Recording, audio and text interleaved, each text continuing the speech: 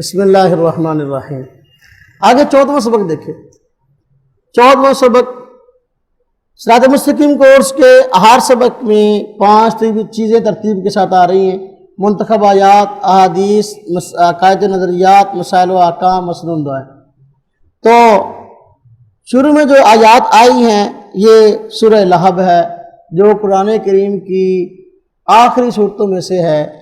سورہ لہب، اس صورت کے نازل ہونے کا بھی ایک خاص پس منظر ہے۔ نبی کریم صلی اللہ علیہ وسلم کو اللہ رب العزت نے جب حکم فرمایا کہ لوگوں کو توحید کی طرف بلائیے اور لوگوں کو سیدھے راستے کی طرف بلائیے، شرک سے لوگوں کو متنبہ کیجیے کہ شرک والا راستہ صحیح نہیں ہے، اللہ رب العزت کے حکم سے آپ نے پہاڑ پر چڑھ کر جب سب سے پہلے لوگوں کو آواز دی اور لوگوں کو جمع کیا، تو پھر آپ نے جو کلمہ حق تھا وہ بلند کیا، بھی ایک رب کو عبادت کرنے والے بن جاؤ، یہ جو شرک کا راستہ ہے اس کو چھوڑ دو۔ تو اس وقت جو ہے یہ سب سے پہلی آواز تھی، سب سے پہلی توحید کی آواز میں ہی جو ہے وہ مخالفت کا سامنا بھی ہوا۔ نبی پاک صلی اللہ علیہ وسلم جب تک آپ نے نبوت کا اعلان نہیں فرمایا تھا یا توحید کی دعوت کا آغاز نہیں فرمایا تھا، اس سے پہلے لوگ آپ کے مخالف نہیں تھے، اس سے پہلے لوگ آپ کو بڑے اچھے ناموں سے یاد کرتے تھے، آپ کو صادق بھی کہتے تھے، آپ کو امین بھی کہتے تھے کہ سچے ہیں، کبھی جھوٹ نہیں بولا۔ لوگ اپنی امانتیں آپ کے پاس رکھتے تھے، کبھی آپ نے امانت میں خیانت نہیں کی تھی، تو اس لیے کافر لوگ امانتیں آپ کے پاس رکھا کرتے تھے۔ تو جب یہ اللہ رب العزت نے حکم دیا، آپ پر پہلی وحی اتری اور اللہ پاک نے فرمایا کہ اب لوگوں کو جو ہے وہ راہ راست کی طرف بلائیے، آپ نے لوگوں کو جمع کیا اور فرمایا بتاؤ اگر میں تمہیں اس بات کا پتہ بتاؤں، اس بات کی اطلاع دوں کہ ان قریب جو ہے ایک پہاڑ کے پیچھے ایک لشکر ہے تم پر حملہ کرنے والا ہے، کیا اس بات میں تم مجھے سچا جانو گے کہ جھوٹا؟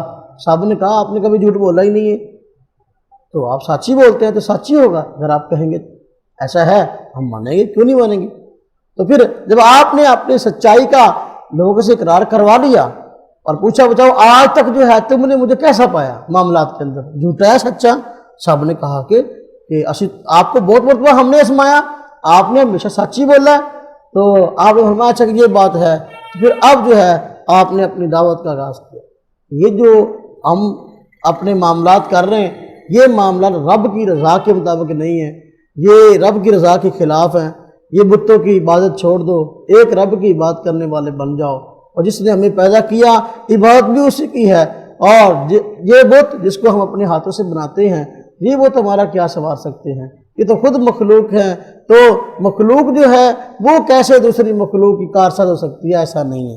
جب رب تعالیٰ کے پیغمبر صلی اللہ علیہ وسلم نے توحید کی دعوت دی، سب سے پہلے مخالفت جس آدمی نے کی تو وہ آپ کا ہے چچا ابو لہب تھا۔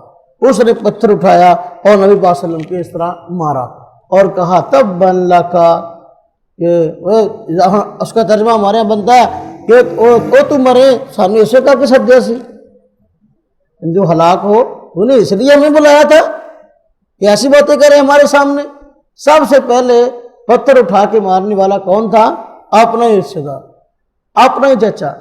تو نبی پاک صلی اللہ علیہ وسلم کو طبی طور پر جو ہے وہ اس سے پریشانی ہوئی، کیونکہ باہر کا آدمی کو مخالفت کرے تو دکھ کم ہوتا ہے، گھر کا کوئی آدمی مخالف ہو جائے تو اس پہ پریشانی ہوتی ہے۔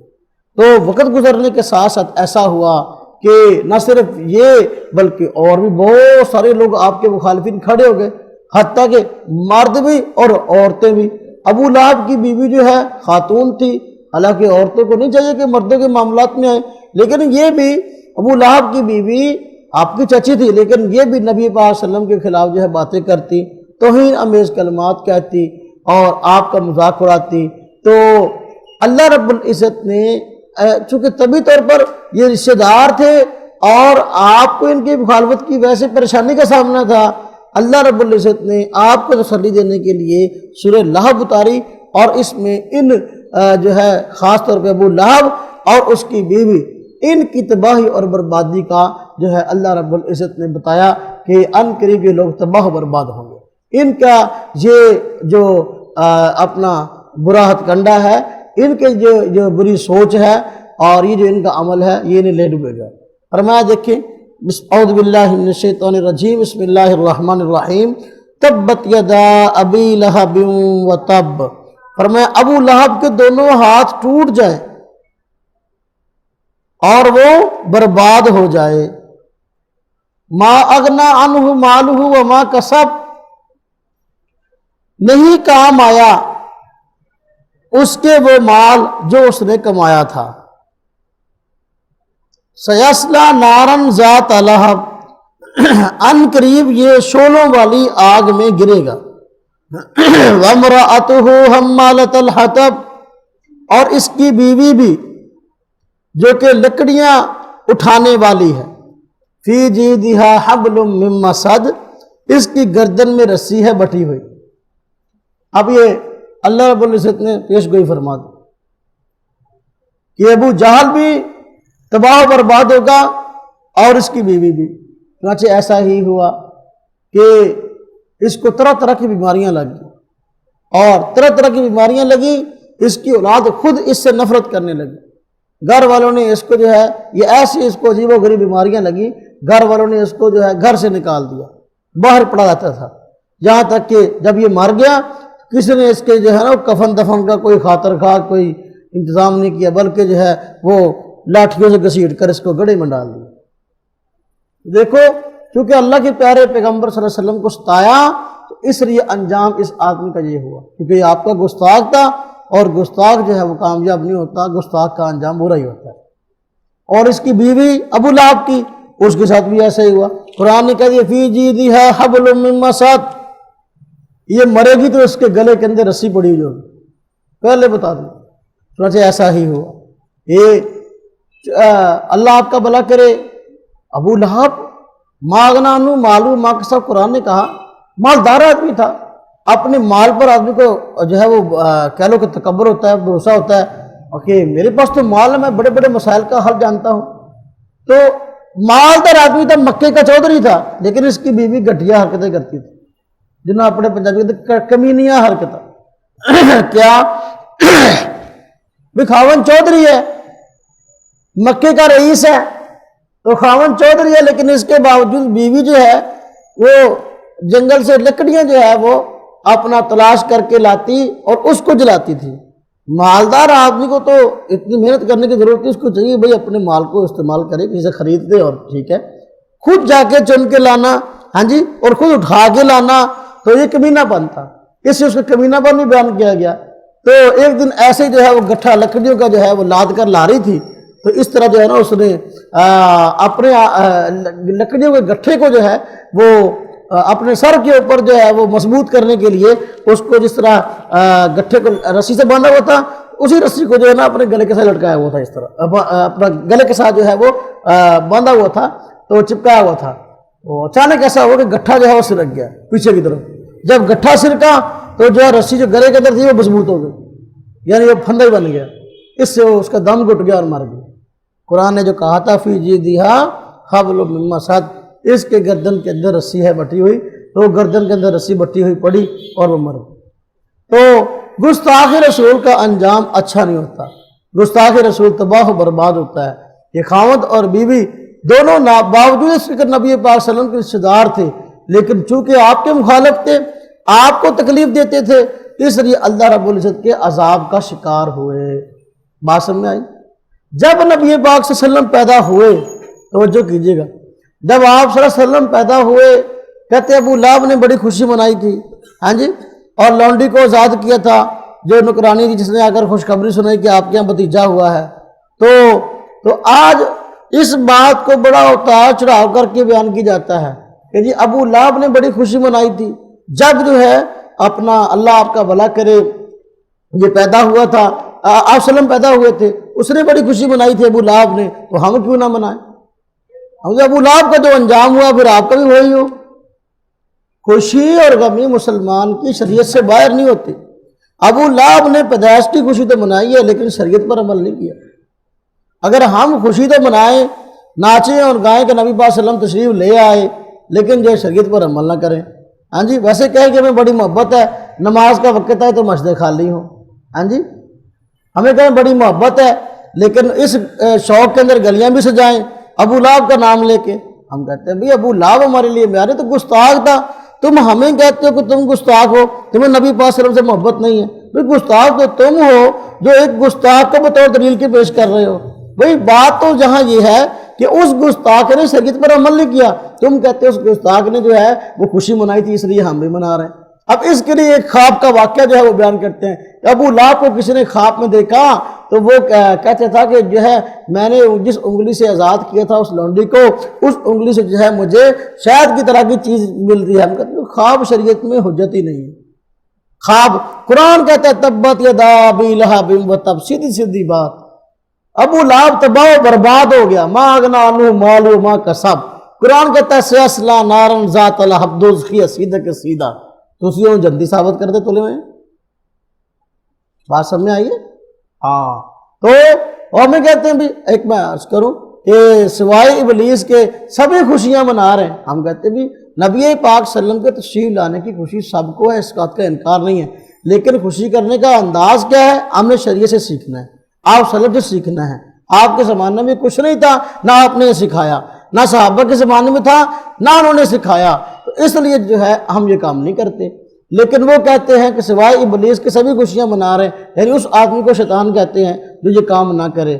ہم کہتے ہیں بھی دیکھو بات یہ ہے کہ نبی کریم صلی اللہ علیہ وسلم جس دن فوت ہوئے ہیں، اس دن 12 ربیع الاول تھا۔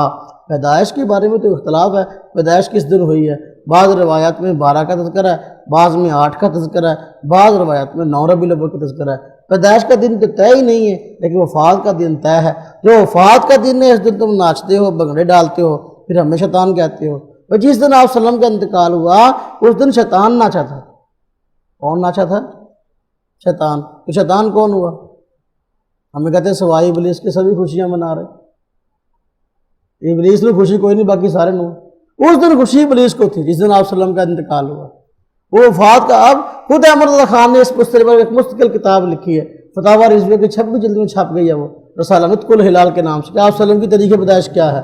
اس میں خود لکھا ہے کہ جو اہل سجاد کا اس بات پہ اجماع ہے کہ نبی پاک صلی اللہ علیہ وسلم جو ہے آپ کی پیدائش جو ہے 8 ربیع الاول کو ہوئی۔ اب یہی رسالہ الگ چھپ گیا ہے، اس کا نطق الہلال ایک نئے نام سے چھپ گیا، تو اس کا نام رکھا آنا جانا نور کا، رسالے کا نام رکھ دیا، اس میں تبدیلی کر دی، اس میں بجائے 8 کے 12 ربیع الاول کا نام لکھ دیا۔ یہ تو تمہاری دینداری ہے، اور آپ ہمیں سکھاتے ہو کہ دین ہوتا کیا ہے۔ آگے دیکھیں حدیث شریف، تکبیر تحریمہ کی رفع الیدین۔ حضرت وائل بن حجر رضی اللہ عنہ سے روایت ہے، سنن نسائی کے اندر یہ روایت ہے، باب موضع الابہامین ثم الرفع۔ سنن نسائی صحیح میں سے حدیث کی کتاب ہے، اس میں روایت ہے۔ حضرت وائل بن حجر رضی اللہ عنہ فرماتی ہیں کہ انہوں نے رسول اکرم صلی اللہ علیہ وسلم کو دیکھا کہ جب آپ صلی اللہ علیہ وسلم نے نماز شروع فرمائی تو اپنے ہاتھوں کو بلند کیا، یہاں تک کہ آپ کے انگوٹھے آپ صلی اللہ علیہ وسلم کے کانوں کی لو کے برابر پہنچ گئے۔ یہاں تک کہ آپ صلی اللہ علیہ وسلم کے انگوٹھے آپ صلی اللہ علیہ وسلم کے کانوں کی لو کے برابر پہنچ گئے۔ یعنی بتا دیا کہ جب نماز شروع کرنی ہے تو ہاتھ کہاں تک اٹھانے ہیں؟ کانوں تک۔ کہاں تک اٹھانے ہیں؟ کہ آپ کے جو کندھے ہیں، آپ کے جو یہ ہاتھ ہیں، گھٹے ہیں ہاتھوں کے، یہ کندھے سے اوپر یا کندھے کے برابر ہوں، اور یہ آپ کے انگوٹھے کانوں کی لو کے برابر آ جائے، انگلیاں جو ہیں وہ آپ کا اللہ برا کرے کانوں کی انتہائی سے تک پہنچ جائیں۔ اس طرح آپ نے اپنے ہاتھ اٹھانے ہیں۔ یہ نماز کے شروع میں ہاتھ اٹھانے کا طریقہ ہے کہ ہاتھ کہاں تک اٹھانے ہیں؟ کندھوں تک۔ یہ صحابی رسول حضرت وائل بن حجر رضی اللہ عنہ فرماتے ہیں کہ نماز کے شروع میں نبی پاک صلی اللہ علیہ وسلم جب ہاتھ اٹھاتے تو آپ کے ہاتھوں کی کیفیت یہ ہوتی تھی کہ آپ اپنے کانوں کے برابر اپنے ہاتھوں کو اٹھاتے تھے۔ ہاں، کسی آدمی کو عذر ہو، مجبوری ہو، اگر وہ ہاتھ نیچے بھی اٹھا لے تو کوئی حرج والی بات نہیں ہے۔ یہ ایک عذر کی حالت ہے۔ نبی پاک صلی اللہ علیہ وسلم کا عام طریقہ جو ہے وہ اس طرح کندھے کے برابر اس طرح ہاتھ اٹھانے کا نہیں تھا، اور اس طرح کہ آدمی مستقل طور پر اپنی ہاتھ بنا لیتا ہے، یہ خلاف سنت معاملہ ہے۔ خود حضرت وائل بن حجر رضی اللہ عنہ فرماتے ہیں کہ یہ باہر کے صحابی تھے، مدینہ کے رہنے والے نہیں تھے، تو یہی شروع نماز کے متعلق عرض کرتے ہیں نا کہ اب کانوں کے برابر آپ نے ہاتھ اٹھائے، اب سنت یہی ہے۔ لیکن جب یہ فرماتے کہ میں دوبارہ آیا دین سیکھنے کے لیے نبی پاک صلی اللہ علیہ وسلم کے پاس، تو میں نے دیکھا سردی کا موسم تھا، صحابہ کرام نے چادریں اوڑھ رکھی تھی، اور سردی کے موسم میں جب چادر اوڑھی ہوتی ہے اس وقت ہاتھ زیادہ اوپر تک اٹھائے بس وقت نہیں جاتے، یہ عذر کی حالت ہے۔ اگر اب باہر نکال کے ہاتھ اٹھائیں پھر اس طرح بند کریں تو پھر جو ہے یہ ایک مشقت والی بات ہے۔ تو انہوں نے فرمایا کہ میں دوبارہ آیا، میں نے دیکھا سردی کا موسم تھا، صحابہ کرام جو ہے وہ اپنے ہاتھوں کو اٹھاتے تھے سردی کی وجہ سے، کہاں تک؟ ہمارے یہ سینے تک اٹھاتے تھے، یعنی عذر کی حالت تھی، اس لیے اگر اٹھا لیا اس میں کوئی حرج والی بات نہیں ہے، لیکن عذر کے بغیر عام حالات کے اندر ہاتھ کانوں تک اٹھانے چاہیے۔ کہاں تک اٹھانے چاہیے؟ وہ جو کانوں تک نہیں اٹھاتے وہ عورتوں والی نماز پڑھتے ہیں۔ کن کی پڑھتے ہیں؟ عورتوں والی۔ عقائد توہین کریں، توہین رسالت۔ انبیاء علیہ السلام میں سے کسی بھی نبی کی شان میں کسی بھی طرح کی گستاخی یا بے ادبی کرنا یا گستاخی اور بے ادبی کو جائز سمجھنا کفر ہے۔ مثلا آپ صلی اللہ علیہ وسلم کے لیے صرف اتنی سی فضیلت کا قائل ہونا جتنے بڑے بھائی کو چھوٹے بھائی پر ہے کفر اور بے دینی ہے۔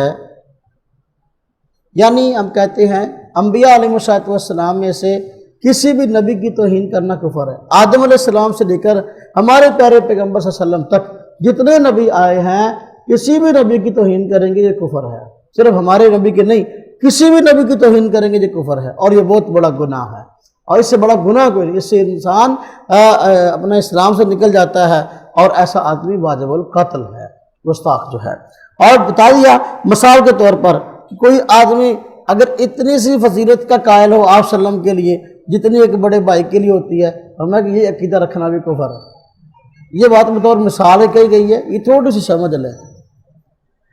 جو وہ میلاد والا گروپ ہے نا، تو میلاد والا گروپ اللہ آپ کا بھلا کرے وہ ہمارے متعلق یہ الزام بازی کرتا ہے کہ آپ نبی کی شان کو نہیں مانتے، تم کہتے ہو کہ نبی کی صرف اتنی فضیلت ہے جتنی کہ بڑے بھائی کی ہوتی ہے، صرف تم اتنی عزت کے قائل جتنی بڑے بھائی کی ہوتی ہے، تو وہ ہمارے متعلق یہ الزام لگاتے ہیں۔ تو ہم نے خود کہا کہ جو یہ عقیدہ رکھے وہ کون ہے؟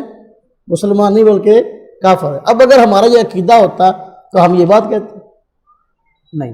اب ایک بات دوسری سمجھیں، ہمارے علماء کرام میں سے ایک بزرگ گزرے ہیں حضرت شاہ اسماعیل شہید رحمۃ اللہ علیہ، بہت بڑے اللہ والے تھے، اور ان سے اللہ رب نے توحید کا بڑا کام لیا۔ اب جو آدمی جس کو شرک کی بیماری لگ گئی ہے توحید سے اس کو پریشانی تو ہوگی۔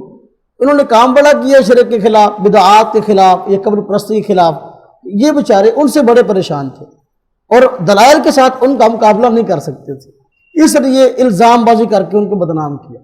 الزام بازیوں میں سے ایک الزام یہ لگا دیا کہ وہ کہتے ہیں کہ نبی کی صرف اتنی عزت کرو اتنی بڑے بھائی کی ہوتی ہے، حالانکہ انہوں نے ایسی بات نہیں کی۔ ایک بات ہے کہ نبی کو بھائی کہہ سکتے ہیں کہ نہیں، ایک مسئلہ ہے کہ نبی صرف بڑے بھائی جتنی عزت رکھتا ہے ہمارے ہاں کہ دوسری، دو باتیں الگ ہیں۔ ہم کہتے ہیں کہ کائنات میں بلند مرتبہ رب تعالیٰ کے بعد ہمارے پیارے پیغمبر صلی اللہ علیہ وسلم کا ہے، نبی کا مرتبہ امت میں سب سے بڑھ کر ہوتا ہے، اس بات میں شاکی کوئی نہیں۔ باقی اس میں اگر نبی کو بھائی فرمایا گیا کتاب کے اندر تقویۃ الایمان وغیرہ کے اندر، یہ مطلب نہیں کہ نبی کی عزت و قدر صرف بڑے بھائی جتنی ہے، یہ بات کرتا ہے۔ صرف والا لفظ نہیں ہے، صرف والا جو ہے وہ اپنی طرف سے اضافہ ہو گیا، ہمارا یہ عقیدہ نظریہ نہیں ہے۔ نبی کو بھائی کہہ سکتے ہیں، یہ تو قرآن نے کہا، یہ تو قرآن نے کہا، فرمایا وَإِلَىٰ مَدْيَنَ أَخَاهُمْ شُعَيْبًا، اللہ فرماتے ہیں مدین والوں کی طرف ہم نے ان کے بھائی حضرت شعیب کو نبی بنا کے بھیجا۔ اب دیکھو مدین والے لوگ حضرت شعیب کے امتی تھے، حضرت شعیب ان کے نبی تھے، اللہ کے فرما رہے وَإِلَىٰ مَدْيَنَ أَخَاهُمْ شُعَيْبًا، مدین والوں کی طرف ان کے بھائی شعیب کو نبی بنا کے بھیجا۔ وَإِلَىٰ عَادٍ أَخَاهُمْ هُودًا، اللہ فرماتے ہیں قوم عاد کی طرف ہم نے ان کے بھائی حضرت ہود کو نبی بنا کے بھیجا۔ اگر نبی کو بھائی نہیں کہہ سکتے کہ کفر ہے تو قرآن کہہ رہا ہے۔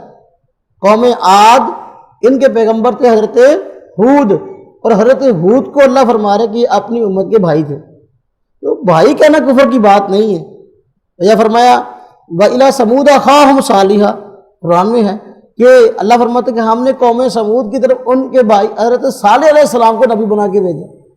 اب اگر نبی کو بھائی کہنا کفر ہے تو اللہ رب العزت خود فرما رہے ہیں نعوذ باللہ، تو کیا کفر ہے؟ ایسی بات نہیں ہے۔ ہاں نبی کے بارے میں یہ کہنا کہ صرف یہ بڑے بھائی جتنی اس کی عزت قدر ہے، یہ بات غلط ہے۔ یہ نبی کو بھائی کہنا ناجائز ہے، یہ بات غلط ہے۔ جس طرح کہ نبی پاک صلی اللہ علیہ وسلم کے دل خود آتا ہے. حضرت عمر رضی اللہ عنہ عمرہ کے لیے جا رہے تھے, نبی پاک صلی اللہ علیہ وسلم سے ملنے کے لیے کہ حضرت میں عمرے چلنا. آپ نے فرمایا عمرے چل رہے ہو؟ انہوں نے کہا بالکل. آپ نے فرمایا یار اپنے پرانے میں دعاؤں سے یاد رکھیں. کہنے کیا؟ نبی پاک صلی اللہ علیہ وسلم نے اپنے پرانے میں دعاؤں سے, یعنی اپنے متعلق فرمایا اپنے پرانے میں دعاؤں سے یاد. نبی کو بھائی کا نا کفر کی بات نہیں ہے, تو بات اور ہوتی ہے تو باطل لوگ اس کو مروڑ کر کوئی اور ہی بنا دیتے ہیں. تو ہم کہتے ہیں اگر یہ عقیدہ کسی کا کوئی صرف اتنی عزت قدر ہے نبی کی جتنی صرف بڑے بھائی کی ہوتی ہے, تو اس عقیدے کو ہم خود کفر کہتے ہیں.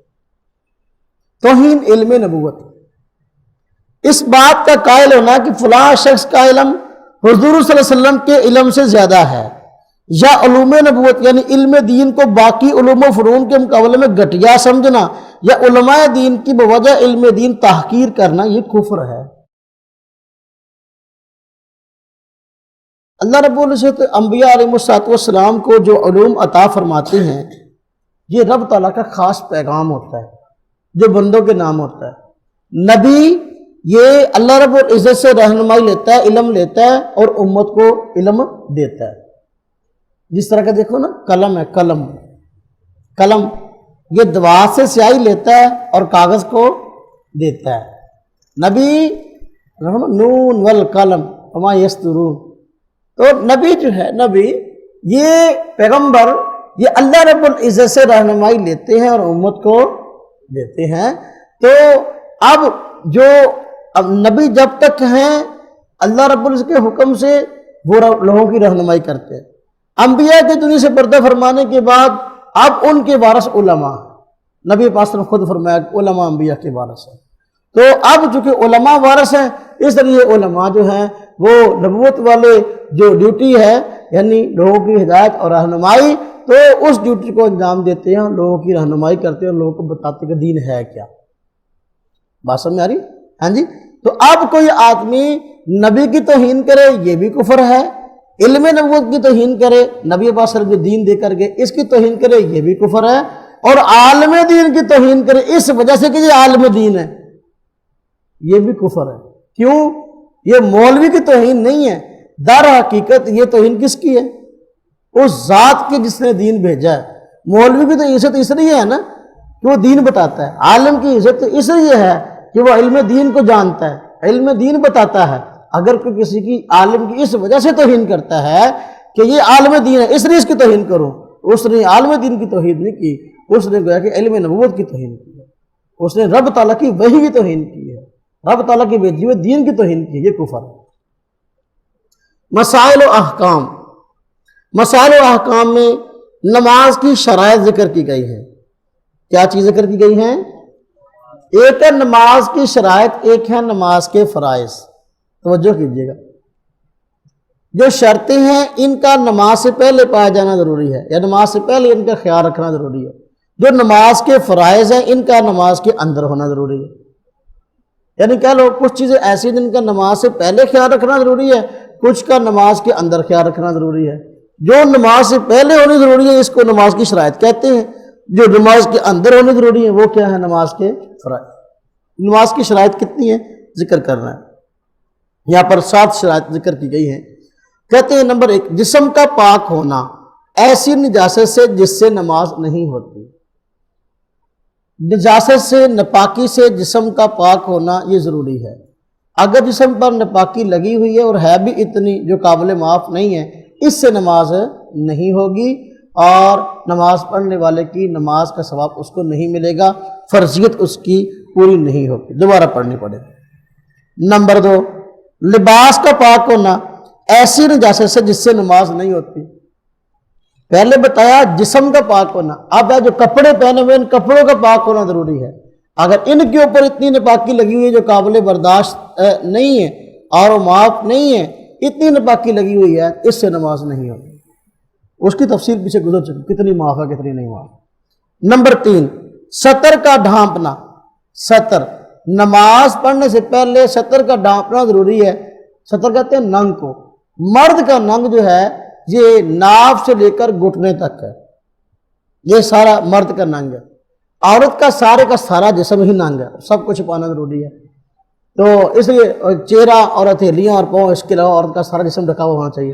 لیکن مرد کے لیے جو ہے اللہ آپ کا بھلا کرے، یہ جو صدر ہے وہ ناف سے لے کر اور گھٹنے تک، یہ سارے کا سارا جو جسم ہے یہ مرد کا سطر ہے. اگر نماز کے اندر اس میں سے تھوڑا بھی حصہ کھل گیا سطر کا تو نماز نہیں ہوگی، یا پہلے ہی کھلا ہوا ہے نماز شروع کی ہے تو نماز نہیں ہوگی، اور نماز جو ہے وہ تب ہوگی جب اس سطر کو ڈھانپا ہوا. باقی اب سطر تو مرد کا ہے، ناف سے لے کر گھٹنے تک، تو کیا ہونے اتنا ان کپڑے پا کے نماز پڑھ لیا کریے.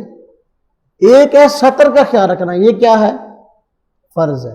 نمبر 2 ایک ہے سنت. وہ کیا ہے؟ سنت یہ ہے کہ جب نماز میں کھڑے ہوں، قرآن نے فرمایا خُذُوا زِینَتَکُمْ عِنْدَ کُلِّ مسجد، جب بھی نماز پڑھنے کے لیے آؤ تو زینت اختیار کرو، یعنی بن سور کیا دیکھو تو سونے لگو، ادھر میں بن کے آؤ. اور جب ہم لوگوں کے سامنے جاتے ہیں تو لوگوں کے سامنے اس طرح بن کے جاتے ہیں نا کہ لوگ جو ہیں کہیں کہ ماشاءاللہ بڑے سونے کپڑے پائے، بڑا اچھا لباس پایا، اچھے بن کے جانے نا. جس طرح لوگوں کے سامنے جانا جو ہے وہ ننگے ہو کر یا اپنا پجامہ پا کے کلا بندہ پسند نہیں کرتا، ادھر اللہ دے کے کھڑا ہونا بھی اس حالت سے بندہ پسند اللہ رب العزت پسند نہیں کرتا. یہ سنت کے خلاف ہے اور جان بوجھ کے ایسا کرنا مکروہ ہے. ایک کا فرض، ایک کا سنت. فرض سطر کو ڈھانپنا ناف سے لے کر گھٹنے تک، اور سنت کیا ہے؟ سارے جسم کو ڈھانپنا، کپڑے پہننا جس طرح کے عام طور پر کپڑے پہنے جاتے ہیں. تو آگے نمبر 4، جس جگہ نماز پڑھنی ہو کہتے ہیں اس کا پاک ہونا ضروری ہے. جگہ جہاں نماز پڑھ رہے ہیں اس کا پاک ہونا ضروری ہے. اگر یہ جگہ ناپاک ہے جہاں نماز پڑھ رہے ہیں تو نماز پڑھیں گے، نماز نہیں ہوگی.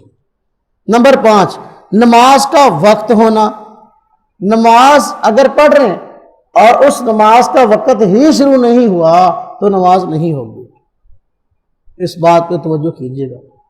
وقت سے پہلے نماز ہے، وقت گزر جانے کے بعد نماز پڑھنا، یہ نماز کو قضا کرنا ہے. جان بوجھ کر جس آدمی نے نماز کو وقت سے گزار دیا، نماز نہیں پڑھی، یہ گناہ کی بات ہے، بہت بڑا گناہ، کبیرہ گناہ ہے جان بوجھ کر نماز کو قضا کرنا.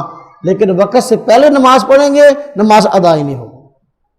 اب عصر کی نماز کسی نے نہیں پڑھی، ٹھیک ہے جی، اب مغرب کے بعد جو ہے وہ عصر کی نماز پڑھے جان بوجھ کے اور نہیں پڑھی، اب یہ کیا قضا کرنا ہے. اب پڑھے گا، نماز ہو گئی لیکن قضا ہوئی ہے، گناہ کبیرہ ہے قضا کرنے کی وجہ سے.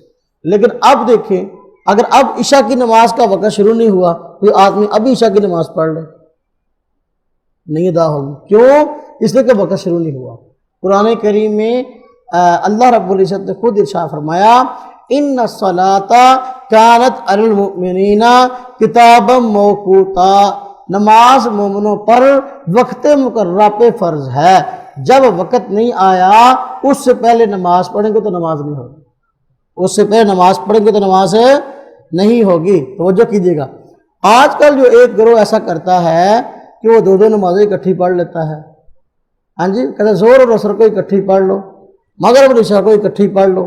وہ کیجیے بازار جانا ہے، اچھا زور کے وقت میں عصر بھی ساتھ ہی پڑھ کے چلے جاؤ. اب جب عصر کا وقت ہی شروع نہیں ہوا تو زور کے وقت میں عصر پڑھ کے جائے گا، ادا کیسے ہو جائے گا؟ ادا نہیں ہوگا. ہاں جی، اور جان بوجھ کر دو نمازوں کو قضا کرنا، دو نمازوں کو جمع کرنا، یہ گناہ کبیرہ ہے، گناہ کبیرہ. الصلاۃ لوقتہا، نماز اپنے وقت پہ ہے. حدیث میں ہے، صحیح مسلم میں 2-3 دن ہوئے میں حدیث پڑھا رہا تھا تو یہ خاص طور پہ تاکید ہے الصلاۃ لوقتہا، نماز اپنے وقت پہ پڑھو. وقت سے پہلے پڑھیں گے ادا ہی نہیں ہوگی. یہ جو نمازیں جمع کرنے کا چکر کوئی خاص طبقے نے چلا دیا تو کہ نمازیں وقت سے پہلے پڑھ لو، زور کے وقت میں عصر بھی پڑھ لو. ہاں جی، ہمارے ایک خاتون آئی، مہمان آئی، شادی تھی 2-3 دن رہی نا، تو وہ اللہ کی بندی دیکھا تو وہ اسی گروہ میں سے تھی، تو وہ نماز نہیں پڑھتی تھی. ہم نے کہا یار یہ عام طور پر تو نماز کے پابند ہوتے ہیں، پتہ نہیں نماز کیوں نہیں پڑھتی. پوچھا کہ آپ نماز کیوں نہیں پڑھتی؟ نماز کا وقت ہوتا ہے تو باقی لوگ نماز پڑھتے ہیں، آپ نماز نہیں پڑھتے. کہتے میں پہلے ساری پڑھے شکار ہونے لگے، پہلے ساری نمازیں پڑھ کے آ گئی تھی. میں کہ پتہ نہیں اتنے ٹائم لگے کہ نہ لگے. ان کی کتاب ہے فتاوی ثنائیہ، معروف کتاب ہے، لکھنے والے ثناء اللہ امرتسری صاحب بہت بڑے ان کے اہل حدیث حضرات کے بڑے عالم ہیں. ان سے کسی نے پوچھا، لڑکے نے مسئلہ پوچھا کہ جی ہم عصر کی بات کھیلنے کے لیے جاتے ہیں، تو عصر کی بات کھیلنے کے لیے جاتے ہیں، اس وجہ سے جو ہے عصر کی نماز جو ہے ہم سے پڑھی نہیں جاتی، کیا ہم جو ہے پہلے پڑھ کے چلے جایا کریں؟ انہوں نے کوئی نہیں پڑھ لیتے. ایسا دین لوگ آج ڈھونڈتے پھرنا، دین کا مذاق اڑا رہے، شریعت کی اہمیت رہ ہی کوئی نہیں. اب کھیلنا کتنے کی بڑی مجبوری ہے کہ اس کے لیے ہر روز یہ آدمی کہے کہ جی آپ جو ہے کھیلنے کے لیے نماز جو ہے تم چھوڑ دو، کوئی نہیں پہلے پڑھ لیا کرو. تو وہ کرکٹ کھیلنے جانا پہلے پڑھ کے دو ٹائم میں چل جا پڑھ. لا حول ولا قوت الا باللہ. نمبر 6، قبلہ رخ ہونا. قبلہ کی طرف رخ کر کے نماز پڑھنا یہ نماز کی شرائط میں سے ہے. اگر کسی آدمی نے نماز پڑھی اس کا رخ قبلہ کی طرف نہیں ہے، اس کی نماز نہیں ہوگی. اور پھر فرمایا آگے نماز کی نیت کرنا. نماز سے پہلے اگر نماز کی نیت نہیں کی تو نماز نہیں ہوگی. کیوں نماز نہیں ہوگی بھائی؟ نماز سے پہلے اگر نماز کی نیت نہ کی، اس لیے کہ جو ہے وہ آپ صلی اللہ علیہ وسلم نے ارشاد فرمایا انما الاعمال بالنیات، اعمال کا دار مدار نیتوں پر ہے. جس عمل کی نیت ہی نہیں کی گئی تو وہ عمل کیسے واقع ہو جائے گا؟ اب وہ جو ہم کہتے ہیں ان کے پیچھے نہیں نماز ہوتی، اس کی وجوہات میں سے ایک وجہ یہ بھی ہے وہ نماز کی نیت نہیں کرتے. نماز کی نیت نہیں کرتے، ایسے ہی جو ہے وہ نماز پڑھ لیتے ہیں. پوچھو کہ بھائی آپ نے تو نماز کی نیت نہیں، ایسے ہی نماز پڑھ لیتے ہو؟ تو کیا کہتے ہیں، گھر سے جب آدمی چلتا ہے تو نماز کی نیت سے چلتا ہے. بھائی گھر سے جب آدمی چلتا ہے نماز کی نیت سے چلتا ہے، لیکن نماز کے اندر چلنا پھرنا بھی جائز ہے. جب آ رہا ہوتا ہے تو چل بھی رہا ہے، راستے میں سے بات بھی کر رہا ہے، ہاں جی، پھر آ کے واش روم میں بھی داخل ہو گیا ہے، وہاں بھی جو کچھ کرنا ہے اس نے کیا ہے. یہ سارے کام نماز میں ہوتے ہیں؟ نہیں ہوتے نا. تو اب بہت سارے کام انسان عادت کے طور پر کرتا ہے، اور نیت اس لیے ضروری ہے تاکہ عادت عبادت سے الگ ہو جائے، عبادت عادت سے ممتاز ہو جائے. اس لیے نیت ضروری ہے تاکہ پتہ لگے کہ یہ آدمی کوئی کام اپنی عبادت کے طور پر کر رہا ہے، عادت کے طور پر نہیں کر رہا. بات سمجھ میں آئیے؟ عادت کو عبادت سے الگ کرنا، اس لیے نماز کی نیت ضروری ہے. ہاں نماز کی نیت زبان سے کرنا ضروری نہیں ہے، نیت کے الفاظ کو دہرانا. صرف دل سے نیت کر لیں گے کہ میں نماز پڑھ رہا ہوں. میں انشاءاللہ اس کو تفصیل سے بتاؤں گا، نماز کی عملی مشق کریں گے اس میں بتاؤں گا کن کن چیزوں کی نیت ضروری ہے. تو خیر نماز میں کھڑے ہونے سے پہلے جو ہے استعذار ضروری. نماز کون سی پڑھ رہے ہیں، ادا پڑھ رہے ہیں، قضا پڑھ رہے ہیں، رکعتیں کتنی پڑھ رہے ہیں، یہ کچھ چیزیں ایسی ہیں جن کا نیت کے اندر جو ہے وہ خیال رکھنا ضروری ہے. اور یہ دل کے ارادے کا نام ہے، ہم بھی کہتے ہیں. زبان سے نیت کی بات جو ہے انشاءاللہ پھر آگے کریں گے تفصیل سے. کہتے ہیں جس عبادت میں نیت کی ضرورت نہیں ہے، فائدہ، جس عبادت میں نیت کی ضرورت نہیں بلکہ وہ بغیر نیت کے ادا ہو جاتی ہے، وہ عبادت ادا کرتے ہوئے غلطی سے اس کے خلاف نیت کی تو اس سے نقصان نہیں ہوگا. بعض عبادات ہیں وہ نیت کے بغیر بھی واقع ہو جاتی ہیں، جس طرح کہ وضو کرنا عبادت ہے، لیکن اب ایک آدمی ہے نیت اس نے وضو کی نہیں کی، لیکن جلدی جلدی ٹوٹیوں پہ آیا اور جلدی جلدی ہاتھ کو جس طرح وضو کرتے ہیں اس طرح سے سارے آزاد ہو لیے، تو نیت کے بغیر ہی اس کا وضو ہو جائے گا. یا ایک آدمی جو ہے تالاب کے کنارے کھڑا تھا، دوسرے آدمی نے اس کو دھکا دے دیا، اس کے سارے جسم کے اعضاء جو ہے دھل گئے. اب باہر نکلا، اس نے وضو کی نیت نہیں کی تھی لیکن وضو اس کا ہو گیا. بعض عبادت ایسی بھی ہیں جو کہ نیت کے بغیر ہو جاتی ہے. نماز کے فرائض، یعنی پہلے تھی شرائط، اب ہے فرائض، یعنی وہ کام جن کا نماز کے اندر خیال رکھنا ضروری ہے. اگر نہیں خیال رکھیں گے وہ نہیں پائے جائیں گے، نماز نہیں ہوگی. نماز کے ارکان جسے بولتے ہیں. نماز کے 6 فرض ہیں. کتنے فرض ہیں؟ 6. نمبر 1، زبان سے اللہ اکبر کہنا فرض ہے. تکبیر تحریمہ کے وقت رفع دین یعنی ہاتھ اٹھانا سنت ہے. جب نماز شروع کریں تو زبان سے اللہ اکبر کہنا یہ فرض ہے. حدیث میں نبی پاک صلی اللہ علیہ وسلم نے شاہ فرمایا کہ تکبیر تحریم، تحلیل تسلیم. نماز میں شامل ہو تو تکبیر تحریمہ کہہ کے داخل ہو، اللہ اکبر کہہ کے. نماز سے نکلو تو السلام علیکم ورحمۃ اللہ کہہ کے نکلو. تو اس کو تکبیر تحریمہ اس لیے کہتے ہیں، بہت سارے کام جو نماز شروع کرنے سے پہلے حلال تھے نماز شروع کرنے کے بعد حرام ہو گئے. کھانا پینا پہلے حلال تھا، لیکن نماز پڑھنے کے بعد کھانا پینا حرام ہو گیا۔ اب یہ نہیں کہ نماز نہیں پڑھ رہا ہے جیب سے چنے نکال کے بھی کھا رہا ہے، جیب سے مونگ پھلی نکال کے بھی نمکوں نکال کے بھی کھا رہا ہے، ایسا نہیں۔ نماز سے پہلے باتیں کرنا جائز تھا، لیکن نماز کے اندر اب جو ہے جب اللہ اکبر کہہ دیا اب باتیں کرنا حرام ہو گیا۔ جو کام نماز سے پہلے حلال تھے اب وہ جو ہے نماز شروع کرنے کے بعد حرام ہو گئے، کیونکہ اس تکبیر سے حرام ہوتے ہیں، اس لیے اس کو تکبیر تحریمہ کہتے ہیں۔ اللہ اکبر کہہ کے نماز شروع کرنا جو ہے یہ فرض ہے، بات سمجھ رہے جی۔ نمبر 2، قیام کرنا۔ جو مجبور و معذور نہ ہو اس کے لیے قیام فرض ہے، اور جو آدمی پوری نماز میں کھڑا نہ ہو سکتا ہو بلکہ کچھ دیر کھڑا ہو سکتا ہو تو اس آدمی کے لیے ضروری ہے جب تک کھڑا ہو سکے کھڑے ہو کر نماز پڑھے پھر بیٹھ جائے۔ یعنی جب تک آپ کے اندر کھڑا ہو کے نماز پڑھنے کی طاقت ہے تو کھڑے ہو کے نماز پڑھنا فرض ہے۔ جان بوجھ کے بیٹھ کر نماز نہ پڑھا کرو، خاص طور پہ فرض نماز۔ کھڑے ہو کر نماز پڑھا کریں، بیٹھ کر اس وقت اچھے بڑے لوگ بیٹھ کر نماز پڑھ لیتے ہیں۔ یہ جو کرسیوں کی ترتیب چل پڑی ہے نا، کرسیاں بغیر کوئی مجبوری بھی نہیں ہے، چوری صاحب ویسے ہی لوگوں سے اونچا بیٹھنے کے لیے مسجد کے اندر کرسی رکھی ہوئی ہے، اس کو مجبوری کوئی نہیں ہے، ویسے گلیوں بازاروں کے اندر عام پھرتا ہے، اس وقت کرسی کی ضرورت پیش نہیں آتی، لیکن مسجد میں 4 رکعتیں پڑھنی تو اب کرسی کی ضرورت پیش آ گئی۔ اگر اس کو عذر نہیں ہے، اس کا اور اللہ کے درمیان معاملہ ہے، نماز پڑھے گا، نماز نہیں ہوگی، کیونکہ قیام نماز کا رکن ہے، اس نے جان بوجھ کر اس کو چھوڑ دیا۔ جب تک کھڑے ہو کر نماز پڑھنے کی طاقت ہے کھڑے ہو کے نماز پڑھے، جب طاقت نہ رہے، بیمار ہیں، عذر مجبوری ہے، پھر بیٹھ کے پڑھ لیں۔ نمبر 3، قرات کرنا۔ نماز میں قرآن کریم کی کم از کم 3 چھوٹی آیات یا 1 بڑی آیت جو ان 3 چھوٹی آیات کے برابر ہو پڑھنا فرض۔ نماز کی تیسری اور چوتھی رکعت کے علاوہ ہر نماز کی ہر رکعت میں قرات کرنا فرض ہے جی۔ قرات نماز کا رکن ہے، اگر یہ نہیں پائی جائے گی نماز نہیں ہوگی۔ کتنی نماز کا رکن قرات ہے؟ کہتے ہیں کم از کم 3 چھوٹی آیات یا 1 بڑی آیت نماز کے اندر پڑھنا جو ہے یہ فرض ہے، اتنی پڑھ لیں گے قرات والی فرضیت ادا ہو جائے گی۔ باقی کہتے ہیں کہ فرض نماز کی تیسری چوتھی رکعت کے علاوہ ہر نماز کی ہر رکعت میں قرات کرنا فرض ہے۔ جو فرض ہے، اگر 4 فرض پڑھ رہے ہیں اس کی تیسری اور چوتھی رکعت کے اندر جو ہے وہ قرات کرنا یہ فرض نہیں ہے، آپ یہ کر لو تو یہ سنت یا مستحب ہے فرضوں کی تیسری چوتھی رکعت کے اندر۔ اگر نہیں کرتے تسبیحات پڑھ لیتے ہیں نماز ہو جائے گی، اگر خلاف سنت ہے تو۔ لیکن اگر سنتے پڑھ رہے ہیں، وتر پڑھ رہے ہیں، موقدہ پڑھ رہے ہیں یا غیر موقدہ پڑھ رہے ہیں، اگر 4 پڑھ رہے ہیں ہر نماز کی ہر رکعت کے اندر قرات کرنا فرض ہے۔ نمبر 4، رکوع کرنا۔ یہ نماز کے ارکان میں سے فرائض میں سے ہے۔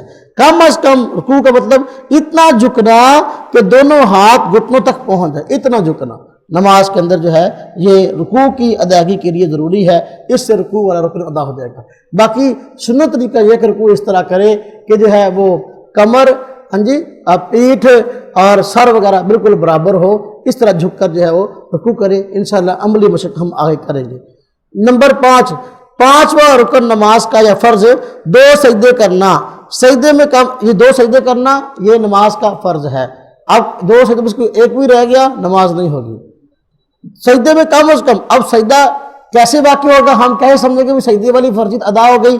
کہتے ہیں سجدے میں کم از کم پیشانی زمین پر لگ جائے، کم از کم سجدے میں پیشانی زمین پر اگر لگ گئی ہے جلدی جلدی، اب سجدے والا فرض ادا ہو گیا۔ باقی جو آدمی جلدی جلدی نماز پڑھتا ہے، جلدی جلدی نماز پڑھنا، یہ ٹھونگے مارنا یہ بھی خلاف سنت ہے اور واجب کو چھوڑنا ہے، لیکن بار کے سجدے والی فرضیت اسے ادا ہو جائے گی۔ نمبر 6، قعدہ اخیرہ کرنا، یعنی آخری مرتبہ اتحیات میں بیٹھنا فرض ہے۔ 4 رکعتیں پڑھ رہے ہیں تو 2 رکعتیں پڑھ کے اتحیات میں بیٹھنا واجب ہے۔ 4 رکعتیں پڑھ رہے ہیں، 4 رکعتوں کے بعد اتحیات میں بیٹھنا اسے قعدہ اخیرہ کہتے ہیں۔ یہ قعدہ اخیرہ کرنا فرض ہے، نہیں کریں گے نماز نہیں ہوگی۔ بات سمجھ آگئی جی؟ یہ نماز کے 6 فرض ہیں۔ آخر میں مصنون دعا دیکھیں، کھانے کے آخر کی دعا۔ پہلے ہم نے کھانے کے شروع کی یا بھول جائیں تو درمیان کی دعا پڑھی، اب کھانے کے آخر کی دعا۔